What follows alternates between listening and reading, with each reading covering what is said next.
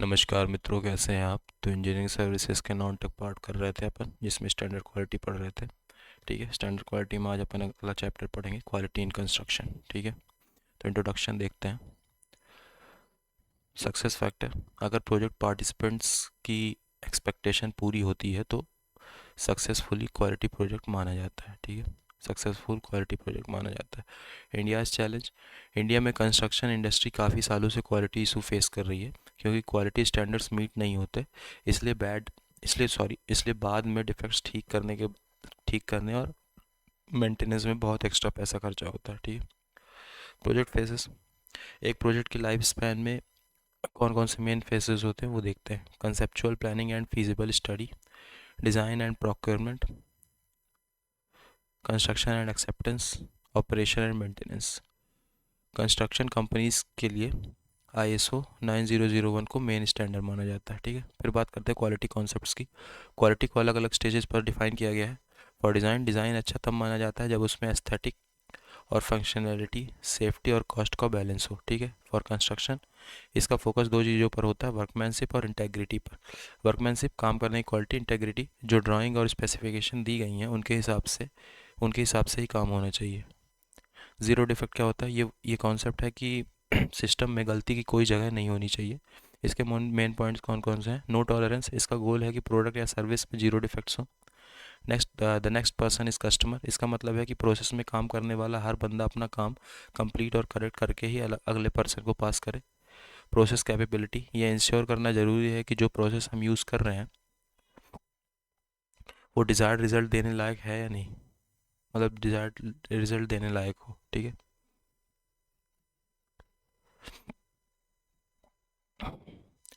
फिर बात करते हैं cost categories of quality. Quality maintain करने के लिए कुछ टाइप्स के कॉस्ट होते हैं।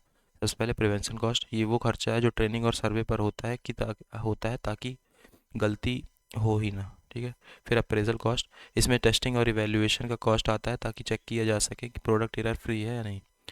इंटरनल फेलियर कॉस्ट: अगर प्रोडक्ट कस्टमर तक पहुंचने से पहले डिफेक्ट मिल जाए तो उसे ठीक करने का खर्चा इंटरनल फेलियर कॉस्ट कहलाता है। ठीक है, एक्सटर्नल फेलियर कॉस्ट: सबसे बड़ा नुकसान जब प्रोडक्ट डिलीवरी के बाद गलती पकड़ी जाए। ठीक है, basic principle of quality management and project management. Quality management और प्रोजेक्ट मैनेजमेंट दोनों चार चीज़ों पर फोकस करते हैं। कस्टमर सेटिस्फैक्शन: क्लाइंट को खुश रखना। प्रिवेंशन ओवर इंस्पेक्शन: गलती को चेक करने से बेहतर है उन्हें होने ही ना दिया जाए। ठीक है, मैनेजमेंट रिस्पॉन्सिबिलिटी: टॉप मैनेजमेंट की जिम्मेदारी कंटिन्यूस इंप्रूवमेंट, लगातार बेहतर बनाना। ठीक है लगातार बेहतर बनना। प्रोजेक्ट लाइफ साइकिल ग्राफ की बात करते हैं। ग्राफ क्या दिखाता है? डिफरेंट फेज में लेवल ऑफ एफर्ट कैसे होता है ये दिखाता है। डिफाइनिंग एंड प्लानिंग: शुरुआत में मेहनत कम होती है। एग्जीक्यूटिंग: सबसे ज़्यादा एफर्ट इस फेज में लगता है, एग्जीक्यूटिव में। देन क्लोजर: प्रोजेक्ट खत्म होते वक्त एफर्ट फिर से कम हो जाता है। ठीक है, फिर बात करते हैं प्रोजेक्ट क्वालिटी मैनेजमेंट की। प्रोजेक्ट क्वालिटी मैनेजमेंट का मतलब है सही मटेरियल सेलेक्ट करना और रिसोर्स को ऐसे मैनेज करना कि हाईएस्ट परफॉर्मेंस मिल सके। इसके तीन मेन कंपोनेंट्स होते हैं: quality control, quality assurance, quality improvement. ठीक है, क्वालिटी कंट्रोल: चेकिंग की काम प्लान के हिसाब से हो रहा है या नहीं हो रहा है। क्वालिटी एश्योरेंस: प्रोसेस और स्टैंडर्ड्स मेंटेन करना। क्वालिटी इंप्रूवमेंट: काम को और बेहतर बनाने की कोशिश करना। ठीक है, importance of quality control in construction: construction में क्वालिटी कंट्रोल जरूरी है ताकि ये वेरीफाई किया जा सके कि बिल्डिंग एग्जैक्ट इंडस्ट्री स्टैंडर्ड और इंजीनियरिंग प्रैक्टिस के हिसाब से नहीं बनी है। ठीक है, इसे आर्किटेक्ट, ओनर और कॉन्ट्रैक्टर सब सेटिस्फाइड रहते हैं। ठीक है, इससे फिर बात करते हैं quality control in construction. Construction project में बहुत सारे सब कॉन्ट्रैक्टर्स होते हैं। हर किसी की अपनी रिस्पॉन्सिबिलिटी होती है, क्योंकि मैनेजर्स हर जगह एक साथ नहीं हो सकते। इसलिए क्वालिटी कंट्रोल पर्सन का रोल इंपॉर्टेंट होता है। Corrective items: quality control person एक लिस्ट बनाता है उन चीज़ों की जो गलत हैं और जिन्हें ठीक करना जरूरी है। डॉक्यूमेंटेशन: क्वालिटी कंट्रोल टेक्नीशियन एक डिटेल बाइंडर या रिकॉर्ड मेंटेन करते हैं। इसमें लिखा होता है कि कौन सा काम ठीक हो गया है और किसने उसे साइन ऑफ किया है। ये प्रोजेक्ट को टाइम पर ख़त्म करने के लिए ज़रूरी है। क्वालिटी एश्योरेंस का मतलब है वो प्रोसेस जो इंश्योर करे कि फाइनल प्रोडक्ट अच्छा हो। आजकल सिविल इंजीनियर्स के पास मॉडर्न सॉफ्टवेयर और टूल्स हैं, फिर भी काफ़ी बार रूफ्स लीक करती हैं या वॉल्स में क्रैक्स आ जाते हैं। मेन प्रॉब्लम क्या होती है? कंस्ट्रक्शन इंडस्ट्री अभी भी पुरानी ट्रेडिशनल लेबर फोर्स पर डिपेंड है, जो ज़्यादा स्किल्ड नहीं होते हैं। इसका सॉल्यूशन क्या है? हमें मैकेनाइजेशन, मशीन का मतलब यूज़ बढ़ाना चाहिए ताकि क्वालिटी इंप्रूव हो और टाइम बचे। एग्जाम्पल जैसे कि एडमिक्सचर यूज़ कर ले, कंक्रीट की लाइफ बढ़ाने के लिए केमिकल्स जैसे कि सुपर प्लास्टिसाइजर, इपॉक्सी, एडिटिव का यूज़ होता है। इन केमिकल्स की वजह से रिपेयर्ड स्ट्रक्चर की लाइफ 20 से 25 साल तक बढ़ सकती है। ये कोटिंग, बॉन्डिंग और पेंट्स की तरह यूज़ होते हैं जो ड्यूरेबिलिटी को इम्प्रूव करते हैं। प्रिंसिपल्स ऑफ क्वालिटी मैनेजमेंट का मेन एम कस्टमर सेटिस्फेक्शन होता है। इसे इसके कुछ इंपॉर्टेंट पिलर्स हैं। कंटिन्यूस इंप्रूवमेंट, काम करने के तरीकों को लगातार बेहतर बनाना। कस्टमर फीडबैक, कस्टमर से पूछना कि उन्हें क्या चाहिए और उसके हिसाब से चेंजेस करना। Management involvement, top level management को क्वालिटी गोल सेट करने चाहिए और उन्हें मॉनिटर करना चाहिए। अगर मैनेजमेंट सीरियस है तभी क्वालिटी मेंटेन होगी। टीम वर्क, साइट पर प्रोजेक्ट मैनेजर से लेकर लेबरर्स तक सबको मिलकर काम करना चाहिए। रेगुलर इंटरेक्शन बहुत ज़रूरी है ताकि कोई मिस्टेक ना हो।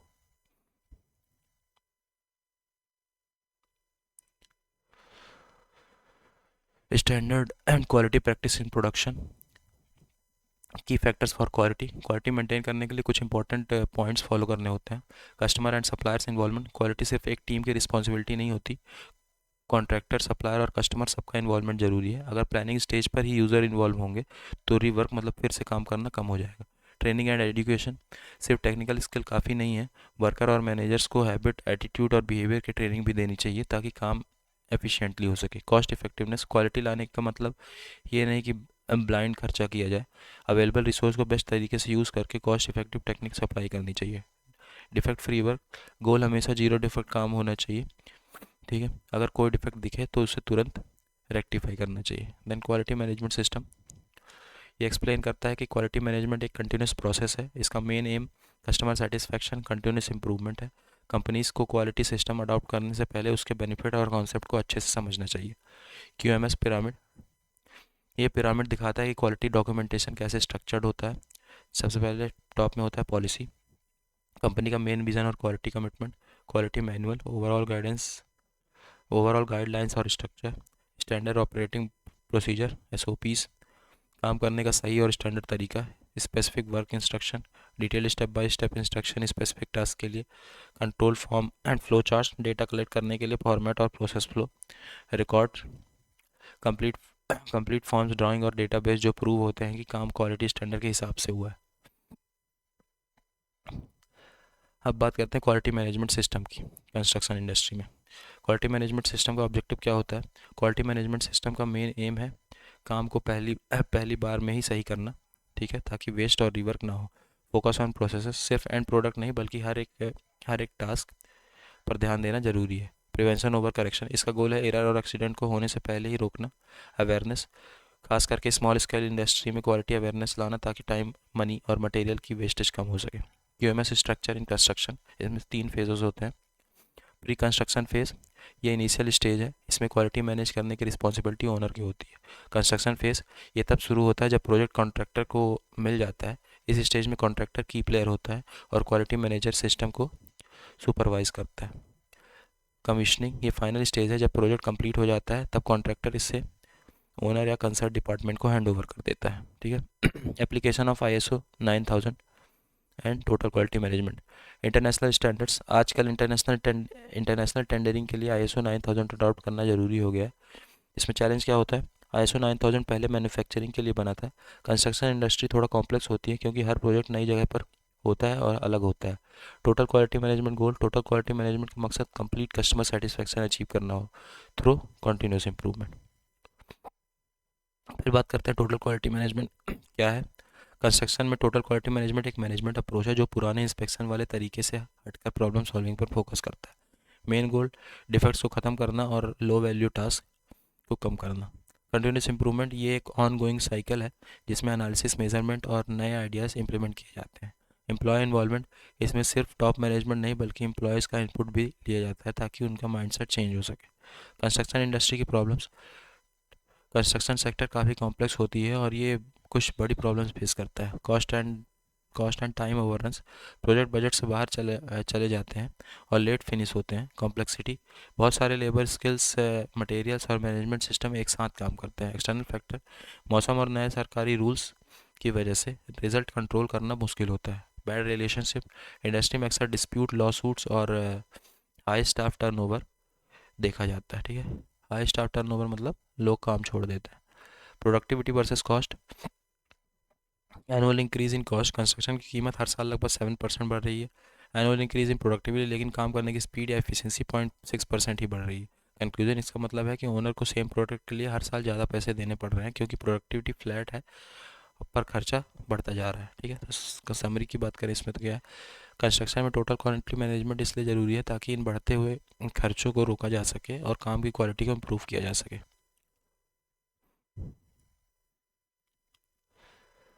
फिर बात करते हैं किसके बारे में, total quality management in construction and उसके improve methods for quality work के बारे में। Constraint to the use of total quality management in construction, कुछ क्रिटिक्स का मानना है कि टोटल क्वालिटी मैनेजमेंट इंडस्ट्री में अप्लाई करना मुश्किल मुश्किल है बिकॉज कंस्ट्रक्शन प्रोसेस का नेचर थोड़ा अलग होता है।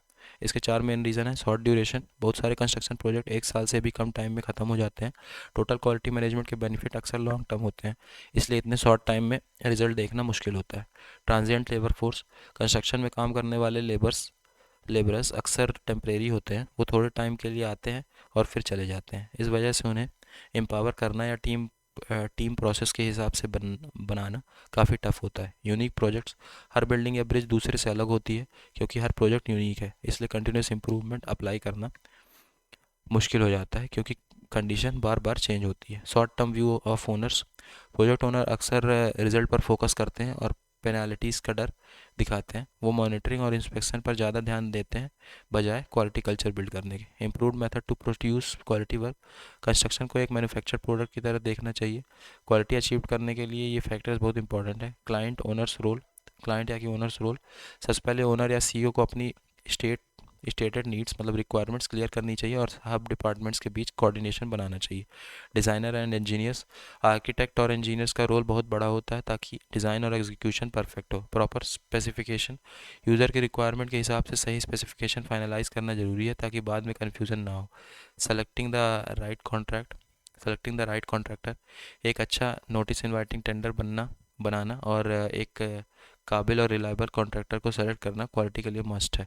सुपरविज़न, क्लाइंट डिपार्टमेंट और कॉन्ट्रैक्टर के सुपरवाइजरी स्टाफ को मिलकर काम की क्वालिटी पर नज़र रखनी चाहिए। अब बात करते हैं standard and quality practices in production. सबसे पहले टाइम कंट्रोल, टाइम और क्वालिटी के बीच एक गहरा रिलेशन होता है। अगर काम डिले होता है तो मटेरियल्स और लेबर के प्राइसेस बढ़ जाते हैं। अगर कॉन्ट्रैक्ट में एक्सकलेशन क्लॉज नहीं है तो कॉन्ट्रैक्टर अपना खर्चा बचाने के लिए सब स्टैंडर्ड मटेरियल और अनस्किल्ड वर्कर यूज़ करने लगते हैं। इसलिए प्रोजेक्ट को स्मूथ रखने के लिए प्रॉपर टाइम मैनेजमेंट बहुत ज़रूरी है ताकि क्वालिटी ख़राब ना हो। कॉस्ट कंट्रोल, अगर ओनर या क्लाइंट कॉन्ट्रैक्टर की पेमेंट डिले करता है तो कॉन्ट्रैक्टर काम में कम पैसा इन्वेस्ट करता है। इससे काम स्लो हो जाता है और क्वालिटी डिटीरियरेट होने लगती है। कॉन्ट्रैक्टर को रेगुलर इंटरवल्स पर पेमेंट मिलनी चाहिए ताकि काम की क्वालिटी मेंटेन रहे। क्वालिटी कंट्रोल बाय कॉन्ट्रैक्टर, काम को एग्जीक्यूट करने की पूरी रिस्पॉन्सिबिलिटी कॉन्ट्रैक्टर की होती है। कॉन्ट्रैक्टर को पता होता है कि कौन सा मटेरियल और लेबर बेस्ट है। कॉन्ट्रैक्टर एग्रीमेंट के हिसाब से कॉन्ट्रैक्टर की ही क्वालिटी के लिए रिस्पॉन्सिबल होता है।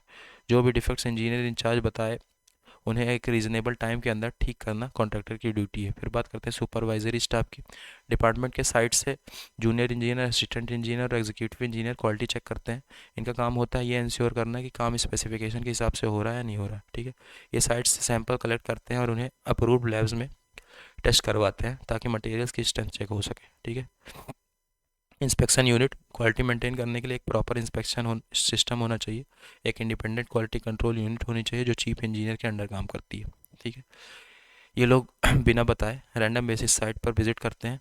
बड़े प्रोजेक्ट्स में थर्ड पार्टी इंस्पेक्शन भी बुलाई जा सकती है ताकि ट्रांसपेरेंसी बनी रहे।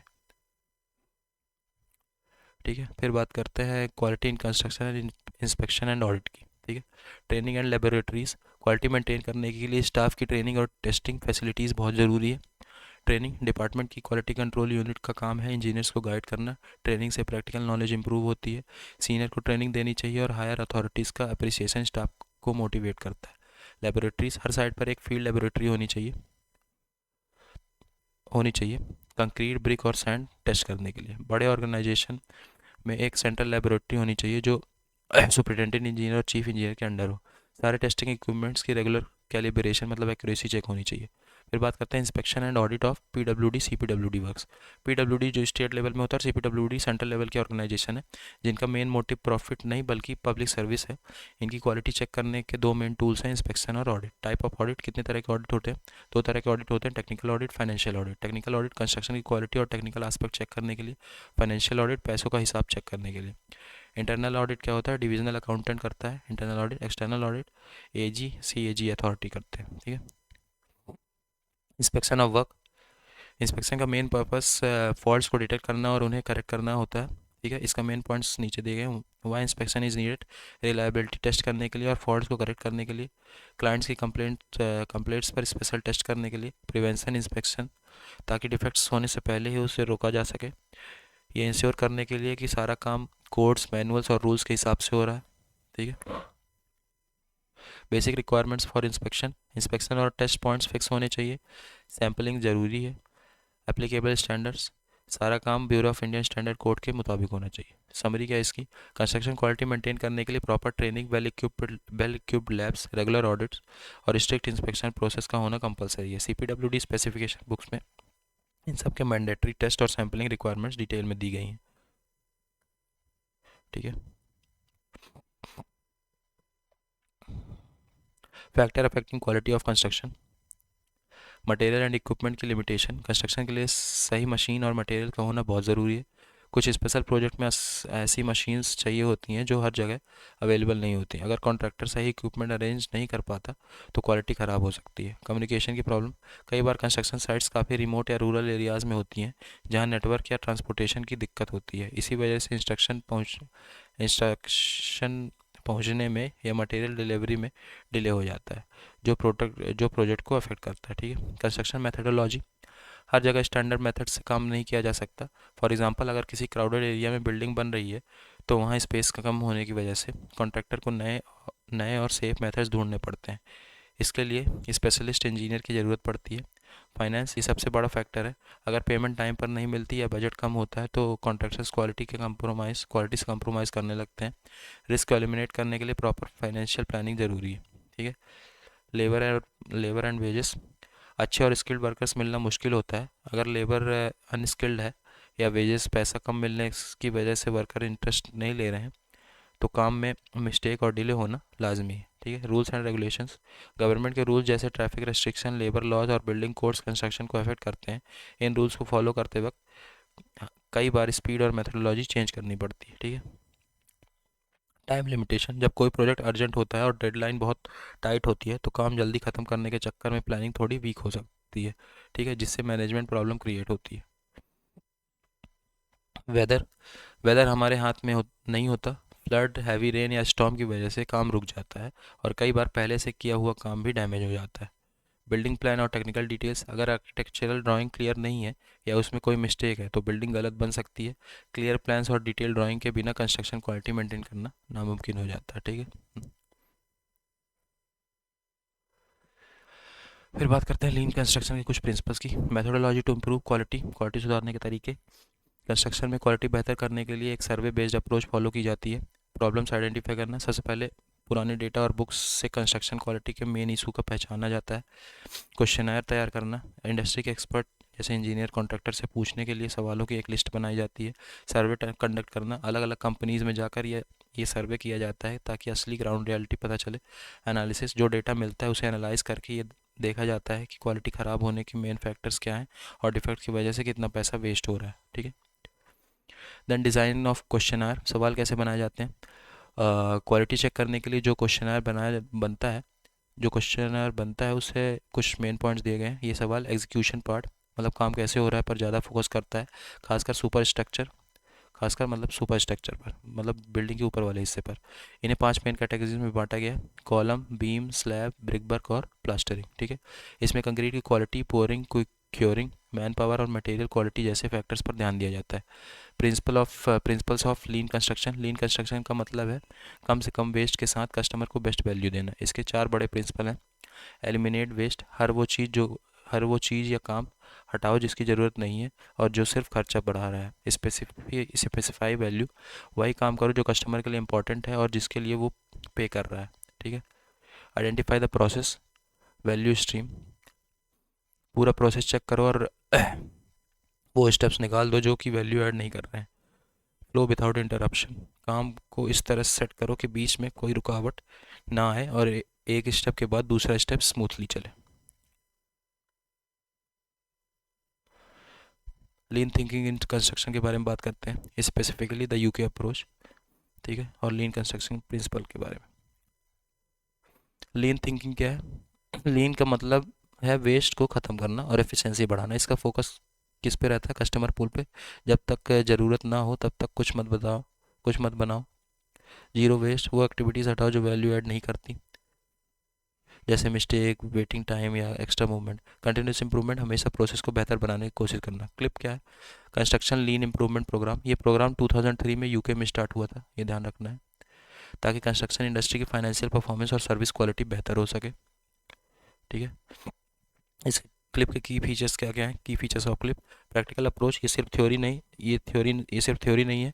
क्लिप इंजीनियर्स साइट पर जाकर वर्कर्स के साथ मिलकर काम करते हैं। कस्टमाइज एक्टिविटीज़, हर ऑर्गेनाइजेशन की ज़रूरत के हिसाब से चेंजेस किए जाते हैं। टूल्स यूज, इसमें leadership training, supply chain development और प्रोसेस बेंचमार्किंग जैसे टूल्स यूज़ होते हैं। रिजल्ट, पायलट पायलट प्रोजेक्ट्स में देखा गया है कि की प्रोसेस में 50% तक प्रोडक्टिविटी इंप्रूवमेंट हो सकती है। लीन कंस्ट्रक्शन में लीन अप्लाई करने के लिए कुछ स्पेसिफिक एरियाज़ पर ध्यान दिया जाता है। प्रोक्योरमेंट, मतलब खरीददारी। सप्लाई चेन इंटीग्रेशन, सारी पार्टीज जैसे सप्लायर, कॉन्ट्रैक्टर्स को एक साथ मिलकर काम करना चाहिए ताकि कस्टमर को बेस्ट वैल्यू मिले। ट्रांसपेरेंसी, खर्चा बिल्कुल साफ होना चाहिए। वेस्ट हटाने के लिए एक दूसरे की कॉस्ट समझाना जरूरी है, ठीक है, एक दूसरे की कॉस्ट समझना जरूरी है और समझाना जरूरी है। पार्टनरिंग, कंपनीज को दुश्मन की तरह नहीं बल्कि पार्टनर्स की तरह काम करना चाहिए, जहां बाउंड्रीज खत्म हो जाए और गोल्स एक ही हो। ठीक है, क्रिटिकल सक्सेस फैक्टर्स, अगर लीन को सक्सेसफुल बनाना है तो ये चीज़ें ज़रूरी हैं। प्रोडक्शन प्रोसेस की डीप अंडरस्टैंडिंग, वर्कफोर्स के पास रिस्पॉन्सिबिलिटी और अथॉरिटी होनी चाहिए, परफॉर्मेंस पर रियल टाइम फीडबैक मिलना चाहिए, वर्कर्स की मल्टीटास्किंग और ट्रेनिंग होनी चाहिए। ठीक है, तो यहाँ पे अपना quality in construction chapter complete होता है। नेक्स्ट लेक्चर में अपन आगे के चैप्टर्स के बारे में बात करेंगे। Okay, so thank you so much.